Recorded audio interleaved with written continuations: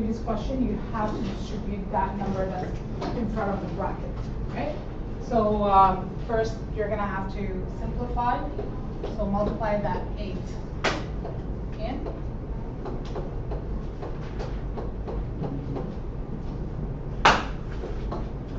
Multiply that 2 in.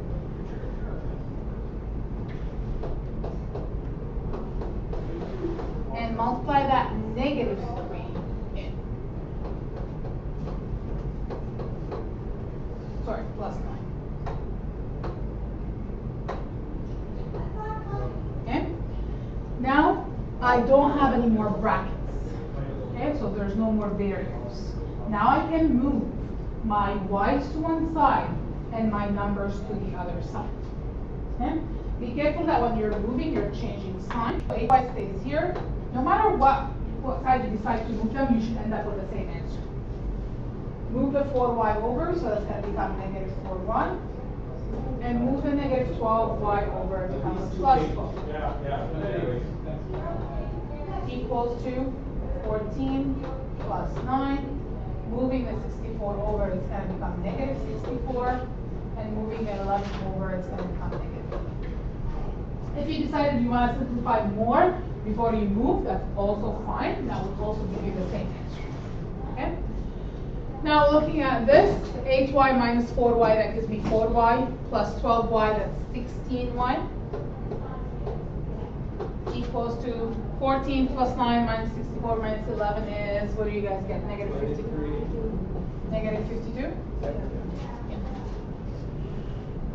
Almost done, not quite yet, because when you're isolating for a variable, you want it by itself, so you want to get rid of that 16. What's happening between the 16 and the y? Multiplication. So when you bring it over, it's gonna become division.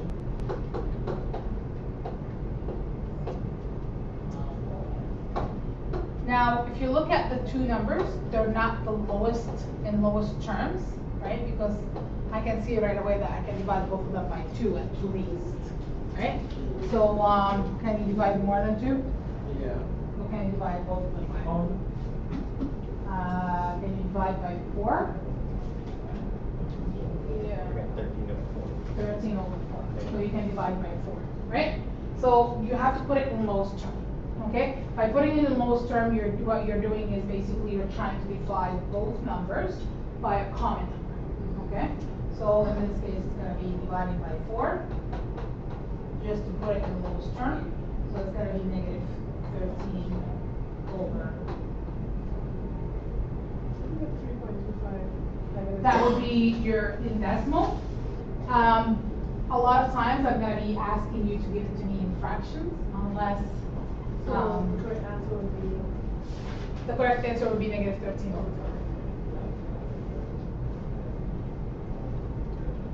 4. Okay, it does take some time, right? But if you do it step by step, you should be able to get that right.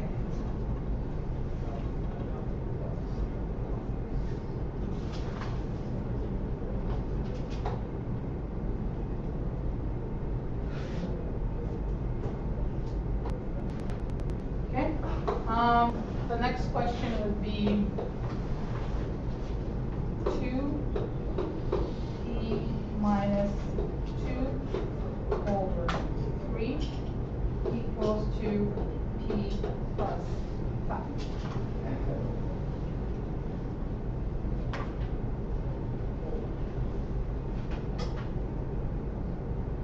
What does your instinct tell you to do? Get rid of the brackets first. Sure, we can do that. My instinct tells me another thing, but that would still be correct.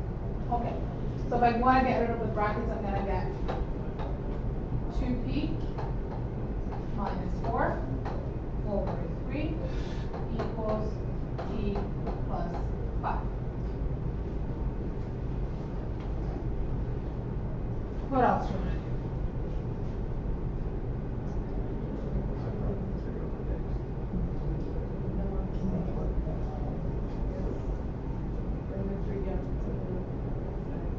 You want to get rid of that big division, right? Because that division is taking over the whole equation, right? You want to get rid of it first, Okay?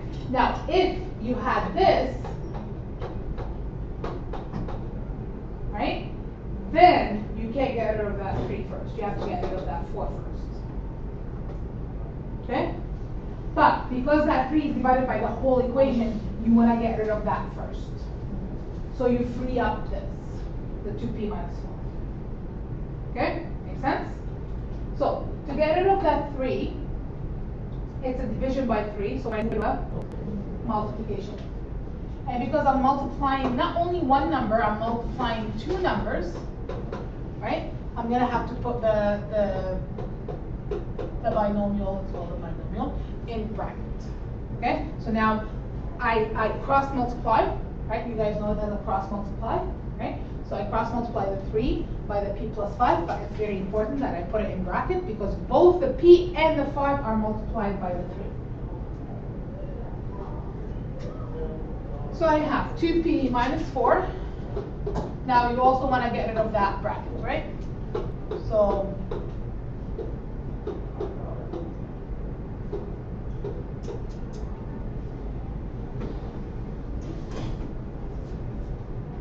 now that looks familiar, right? What should I do?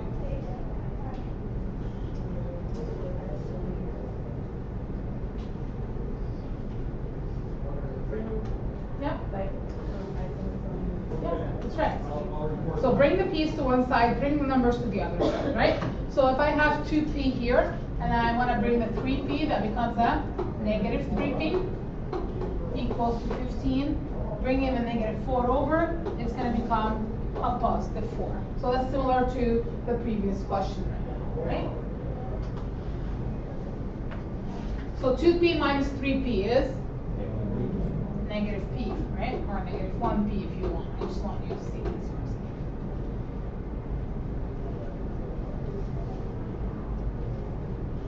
What's the last step?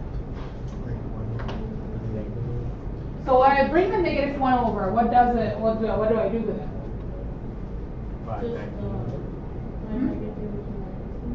Divide divide 19 by a negative 1, right? Because what's happening right here is that there's multiplication, right? Negative 1 times p. So when I bring it over, it becomes a division. So it's going to become 19 divided by negative 1.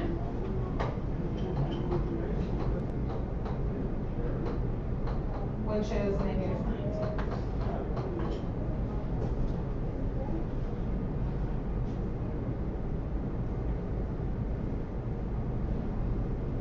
Is there any part of this question that is still not clear for you guys? Can you use just to get familiar with the... Yeah, with which one to move first. Yeah.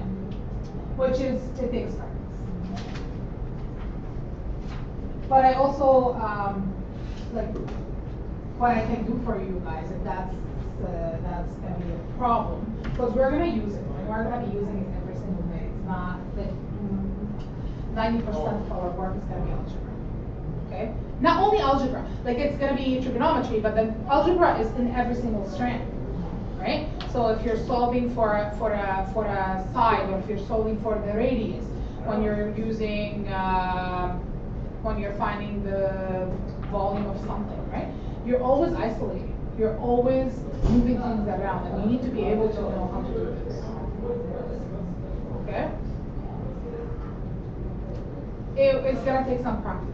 Okay? If you guys want, we can stop right now here, and then I can give you extra practice on how to isolate. Is that what you guys want? Okay. So let me stop this.